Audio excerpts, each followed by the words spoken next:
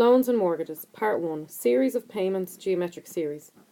In our calculations, we will find that in evaluating series of payments, we often encounter geometric series. Recall that the formula for the sum of the finite geometric series is, well, if Sn is equal to a plus AR plus AR squared plus a or to the power of n minus 1, then Sn is going to be a, which is the first term, multiplied by 1 minus r, which is the ratio, to the power of n, divided by 1 minus r. Also, if r is greater than minus 1, but less than 1, then the formula for the sum of the infinite geometric series is, so if we have a plus AR squared plus then we have a, which is the first term, divided by 1 minus r, which is the ratio. So this little symbol here is like a sideways 8, it represents infinity. So it shows that this sequence, this series, goes on forever. So these formulas for Sn and S infinity can be found on page 22 of our formula book, Geometric Sequence or Series. Part 2. Amortised loans. In real life, many loans, including mortgages, which are borrowed from financial institutions, are paid off by a series of regular repayments. These repayments cover the loan amount and the interest. Such a loan or mortgage is called an amortised loan, and the process is known as amortisation. The key principle behind financial transactions such as these is that the sum of the equivalent values of all advances or borrowings at any focal date is equal to the sum of the equivalent values of all repayments at the same focal date at the going rate of interest. In many cases, the focal date will be the date of the first transaction. In that case, all future payments will be discounted to the focal date. However, in many more complicated situations, for example, topping up loans or repaying loans early, it will be in our interest to consider other focal dates. A good choice of focal date can simplify the calculations involved in a question. In actuarial work, actuaries are professionals who deal with complicated maths of financial dealings, risks and probabilities. This principle is called the equation of value. So here we have the equation of value. This is very important. This is going to come up an awful lot in our course. The equation of value. At the rate of interest involved in any given transaction, the value at any time of all the payments made by one party to the transaction and the value at the same time of all payments that party will receive must be equal. This principle is used extensively in practice. It can also be used to derive a formula for the amount of equal repayments for an amortised loan. Sandra takes a loan now of P. She agrees to repay this loan by a series of T equal yearly payments, A, starting 1 year from now. The rate of interest throughout is I. Derive an expression for A in terms of P, T and I. So if we imagine now is the focal date, this is 1 year from now when she's going to start paying. This is 2 years from now, she'll make her next payment, and so on. So since we're going to be working backwards to now, we need to discount backwards, so we need to divide by 1 plus I to the power of T. So our formula that we're going to use here is P is equal to A divided by 1 plus I to the power of T. We will take the focal date to be the moment when Sandra receives the loan. That would be now. So the present value of the loan is P. So she took out a loan of P.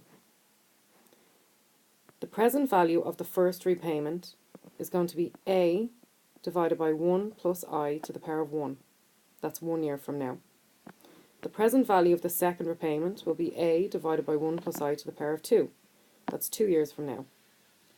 The third repayment would be A divided by 1 plus I to the power of 3, and so on. The present value of the last repayment will be A divided by 1 plus I to the power of T.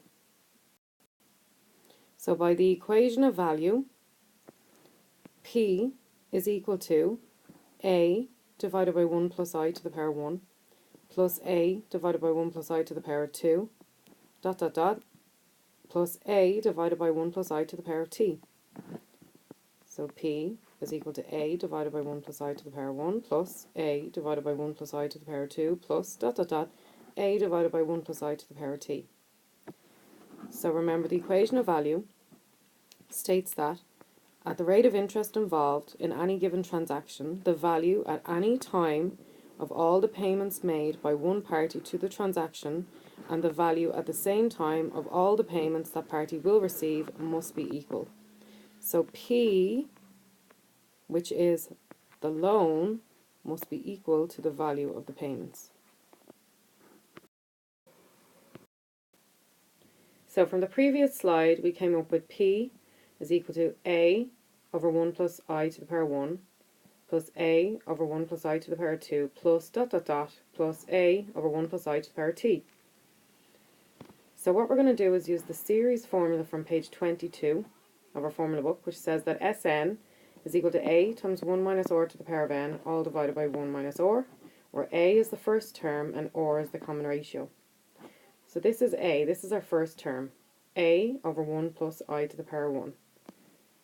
So we're going to use a geometric series with A equal to A over 1 plus I. So that's going to be the A. So we're going to swap that A for A over 1 plus I in yellow. We're going to let r be 1 over 1 plus I. This is the common ratio. So to get from this term to the next, what we're actually doing is multiplying by 1 over 1 plus I, because we have a fraction multiplied by a fraction, and when we're multiplying fractions we do top by top, bottom by bottom.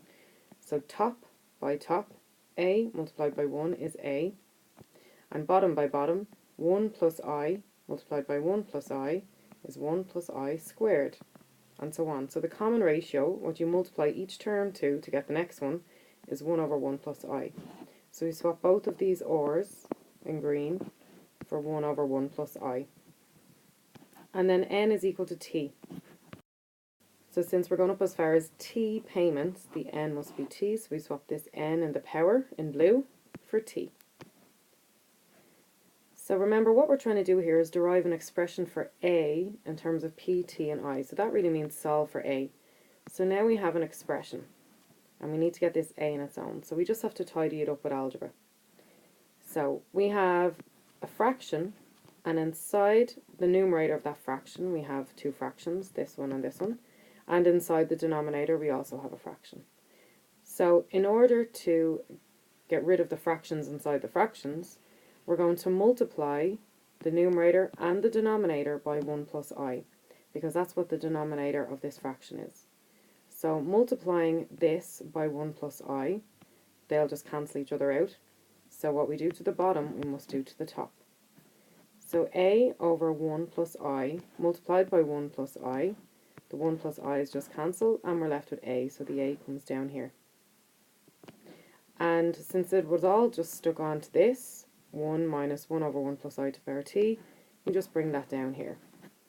Now notice that the t, the power, was originally around the entire fraction, whereas down here it's only around the denominator. And that's because 1 over 1 plus I to the power t is the same thing as 1 to the power t over 1 plus I to the power t. But 1 to the power of anything is just still going to give you 1. So we can just keep that as 1. And we bring the t down into the denominator.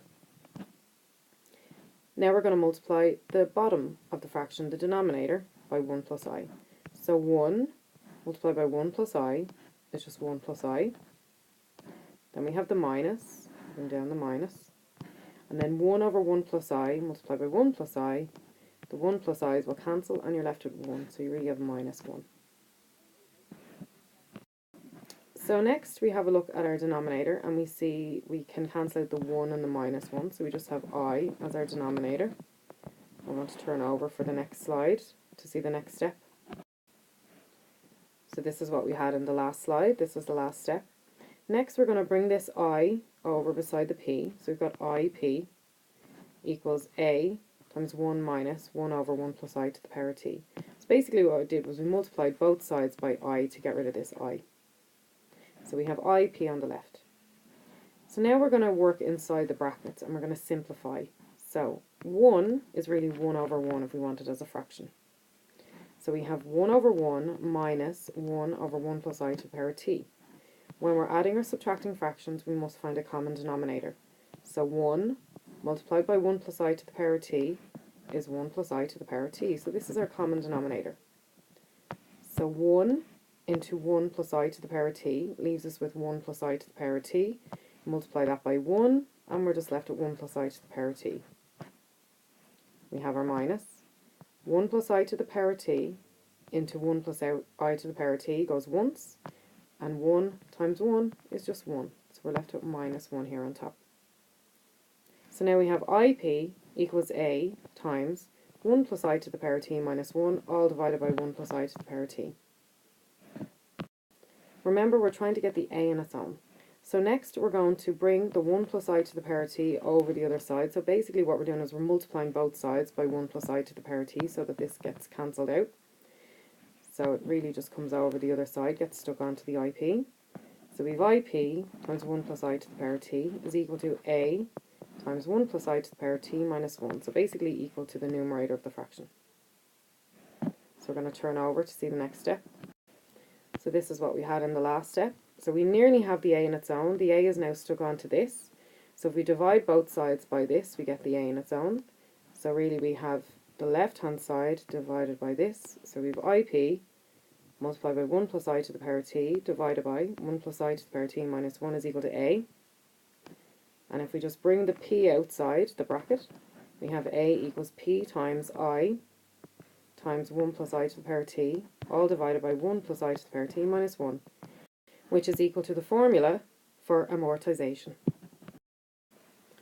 Part 2, hence, so basically using what we found in part 1, find her level annual repayment if she borrows €10,000 over 10 years at 5% per annum. So this is the formula that we came up with. So the P is going to be the €10,000 that she wants to borrow. The I's, the three I's, are going to be 5%, or 0.05. In this case, we're going to call them or, because it's a rate. And the T's, the two T's, the time is going to be 10 years. So substituting into the formula, we have A equals 10,000 times 0.05 times 1.05 to the power 10 divided by 1.05 to the power 10 minus 1. And that gives us A is equal to €1,295.0457. Thus, Sandra's level annual repayment is €1,295.05. The formula for A in terms of P and I is given on page 31 of the formula tables. So here we have our formula. As it stands, the amortisation formula can only be used when there is a single loan, P, given at the beginning of transactions. The loan is completely paid off, along with interest, by a series of T equal regular repayments, starting one period after the loan is given.